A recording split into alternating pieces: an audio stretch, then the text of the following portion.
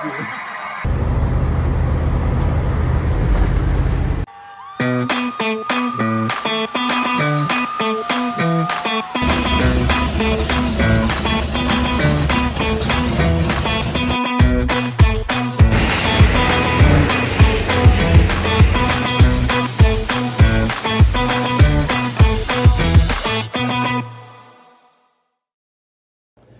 Welcome back to Catastrophe. We appreciate you tuning in to this second part of the 572 big block Chevy installation into my brother's G-body car. Kind of clipping together video that's been taken over the course of 2025. The project, the actual engine installation, started in March of 2025.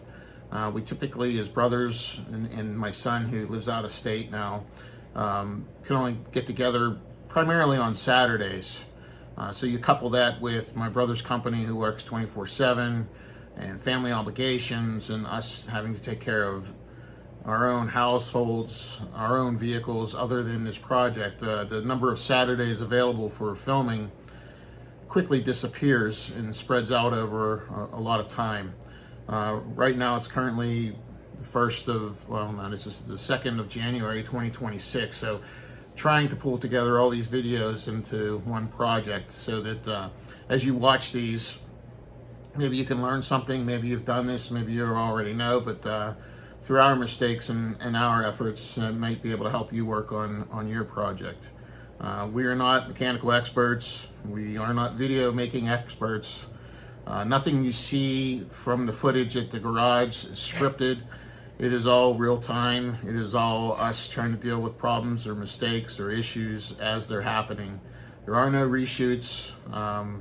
Really, the only thing that I'm doing here as I'm learning how to do editing on the software to get things onto YouTube for you is really kind of editing out the creative use of language that you might catch in the live video. We are human. We say things that aggravate us and upset us at the time, and sometimes words fly that kind of inappropriate for consumption of the general public. So that's kind of where we are. Just four brothers, just combining our 35 plus years of experiences and tools and just working on stuff and making our own mistakes to try and pull together our, I'll use air quotes, our junk to make things nicer. Each one of us brings our own set of experiences to the table and things, education to try and be an expert in everything would just be pretty incredible. My younger brother's really big into square bodies, and he can tell you things about square bodies. I mean, I drove them when they were just regular vehicles. Now they've become what they are. Just different approaches that each of us take to how we do things. So that's what you're going to see in this video and in the video coming up. There's a lot of time lapse that's involved in this video and in the videos to come, and I'll try to edit things as I go through them. It's interesting as I watch these videos and think back to when this project started. If you distill it down to its basics, what's changing a motor? If you've ever done a small block Chevy in an 80s, 70s car, it really comes down to pretty basic stuff, right? You got your 6 bell housing bolts, you have 3 torque converter bolts, you have 2 motor mount bolts, upper and lower rad hose, power steering lines, and some wiring. Boom, that's it, right? Well, sounds easy enough, but as you all know, and if you've done it, doesn't necessarily work that way. Oh yes, and let's not forget the exhaust, especially here where we are in Pennsylvania. That turns into its own level of aggravation as you try to disconnect bolts that have been rested on there due to salt in Pennsylvania weather. It can present its own series of problems, and it sounds easy enough. I've seen video of guys pulling cars out of fields in the South and in the West, Southwest, and it amazes me that they can disconnect things and pull things apart the way that they do, because that is not how things work here in the area we live in Pennsylvania. And my son has some videos posted to this to this channel where he purchased some square bodies. You can watch that video. And interestingly, it actually is that way when you're not dealing with salt. So the salt apparently does things to the metal, obviously corrodes it, but it's crazy the difference in the approaches that you need to take when you're dealing with stuff from up here in Pennsylvania versus in the South or in the West, where the weather, they use cinders instead of salt, or don't even have to deal with the snow and the weather. So we do appreciate you taking your time to watch these videos and to tune in.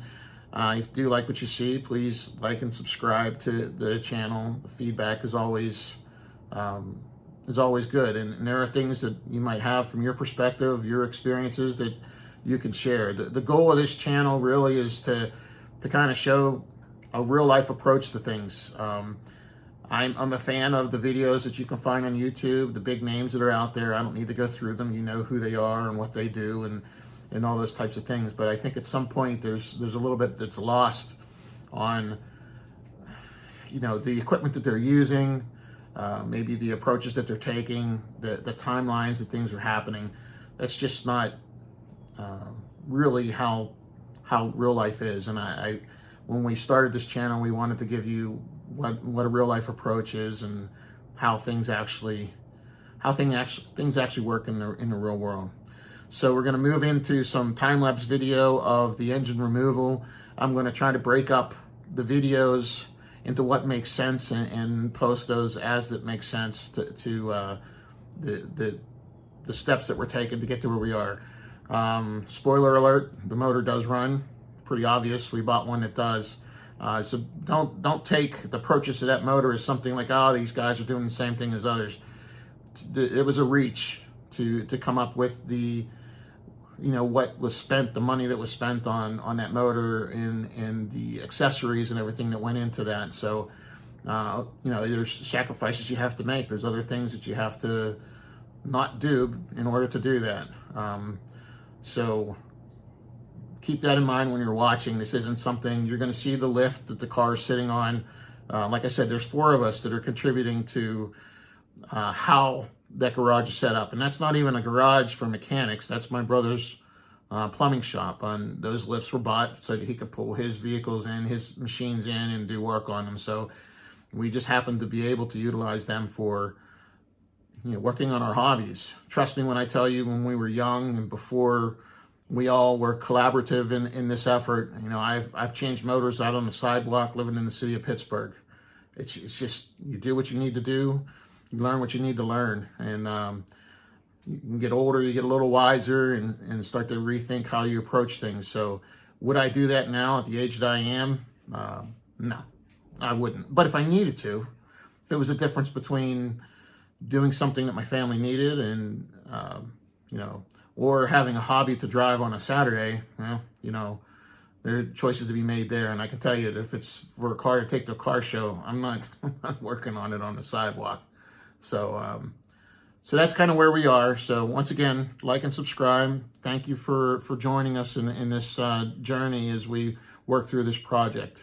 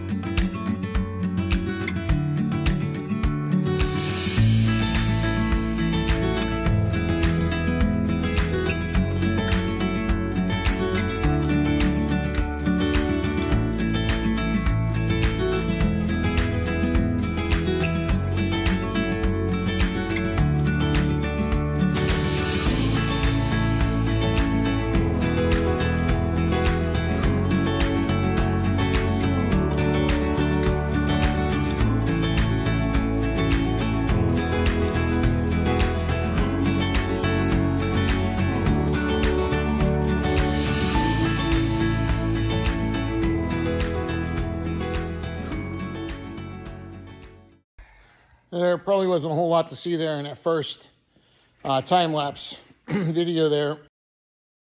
We were underneath getting what we could pretty quickly. What we've figured out is, and what we've kind of known, with these Oldsmobile motors, when you put aftermarket headers on them, kind of have to put the header and the starter in at the same time. There's just not enough room. The header kind of wraps around the starter. So what we're doing is we're removing the header on, come around here. We're removing this header. The starter is between the block and the header, and it's a pretty tight fit. So it's always a pain if you have to do anything with the starter. In order to get the starter out, you gotta take the header out. We're gonna pull the header out, or at least loosen it, so we can get the starter out. And I believe that the header will drop down from underneath. If I'm not mistaken, it's been a while, but that's unfortunately how it goes.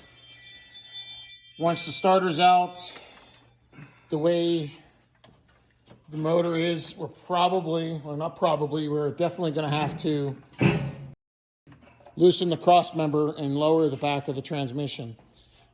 We got 2 bell housing bolts out on the passenger side. You definitely cannot get to the upper 2 because of the way the firewall is in the transmission tunnel.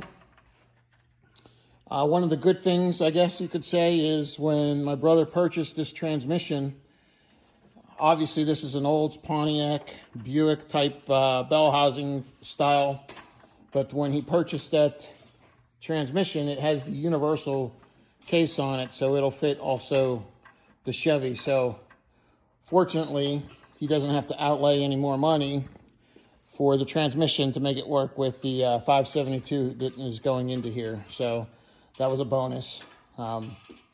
So yeah, we are going to continue working on it. My other brother ran up with my son to the store to grab some moving blankets and such. We'll get the hood taken off. We don't want to do that until we have something to cover it with, something to set it on. And we're gonna power through this as quickly as we can without screwing anything up. A quick editor's note at the end of that last clip. There was a discussion about removing the starter and the header at the same time.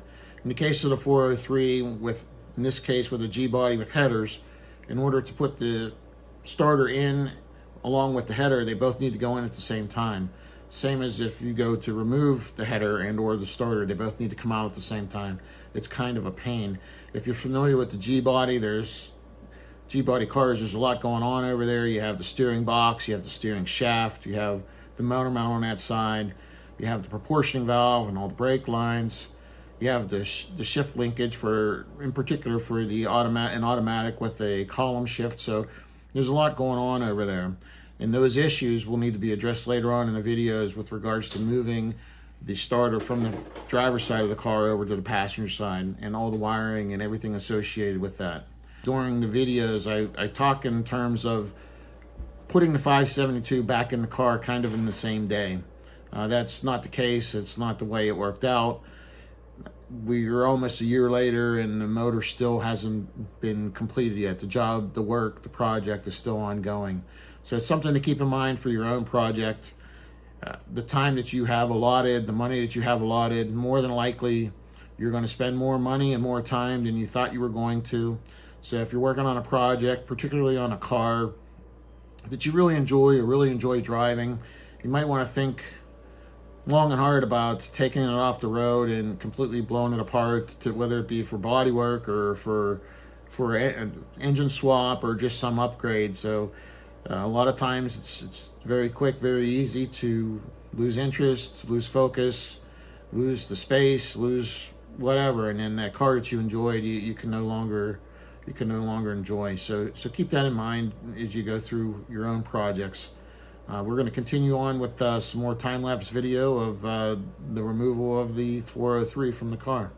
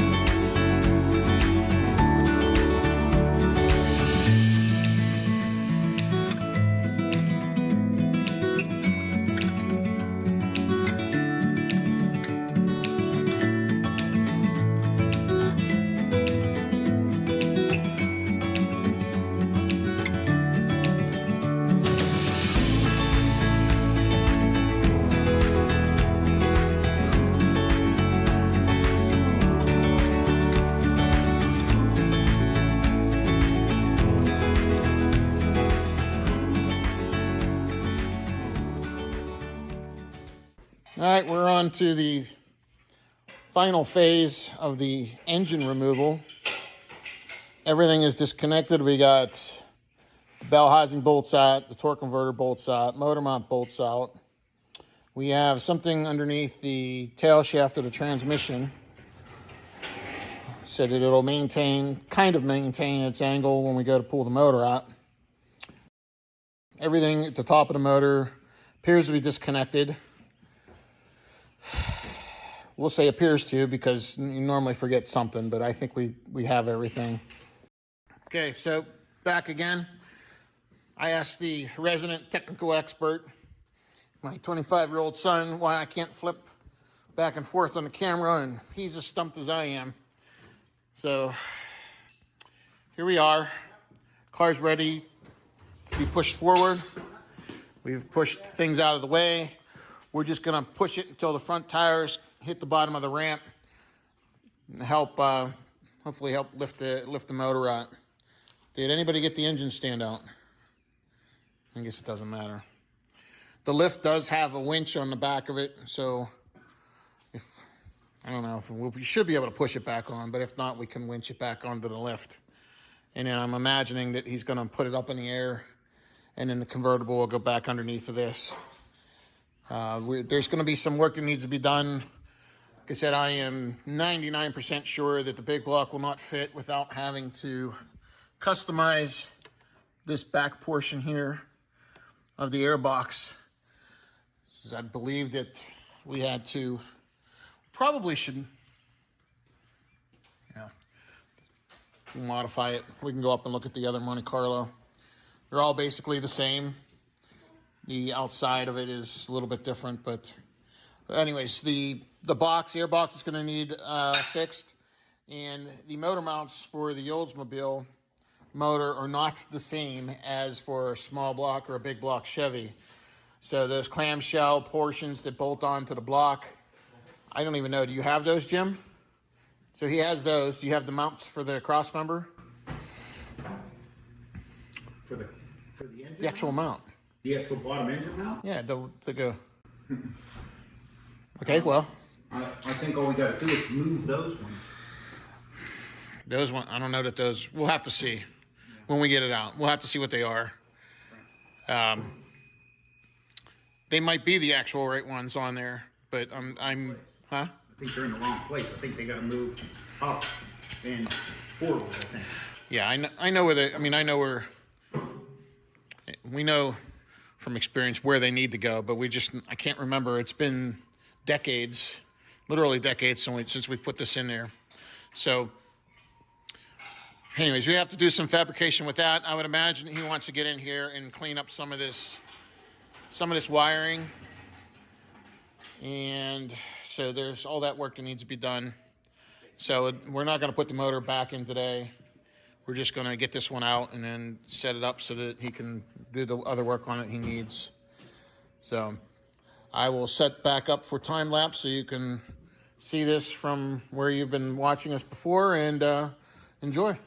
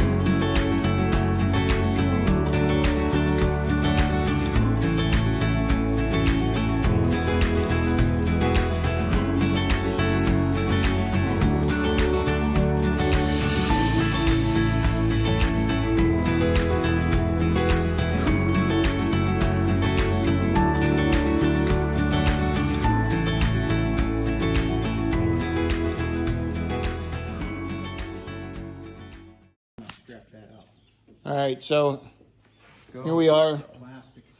We have the motor is out. We're kind of looking at some plans here that we're going to need to do. We've come to the determination that the valve covers that are on the Monte Carlo are not the same height as the ones that are on the 572 here. So we're thinking that there's going to be interference with the brake booster and definitely with the airbox here. So we might be going to the junkyard to try to source a... What about the van out there? Does that have Hydro Boost? Yeah. So we have a van outside that has a 6.2 LS motor in it that we've been saving for something because we're just crazy like that. But it has the Hydro Boost in it, so we might convert this to Hydro Boost because of the space that it's going to save versus this vacuum booster. But this is the motor. And this motor's been in the car about 18 years.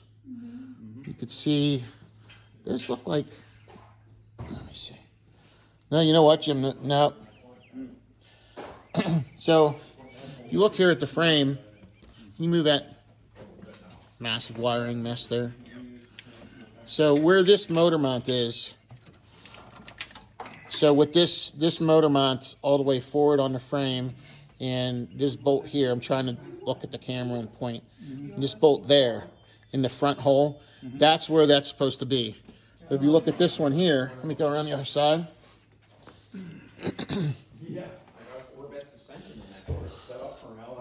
So this one here, and this is just the difference between the two motors, Oldsmobile versus GM. You can see that it's the same, the proper mount, but you notice that this bolt here is not in that hole there. So this mount's going to have to come off and move forward for the 572 to fit in there. The good news is, like I said earlier, is the transmission he got, it's a TCI transmission.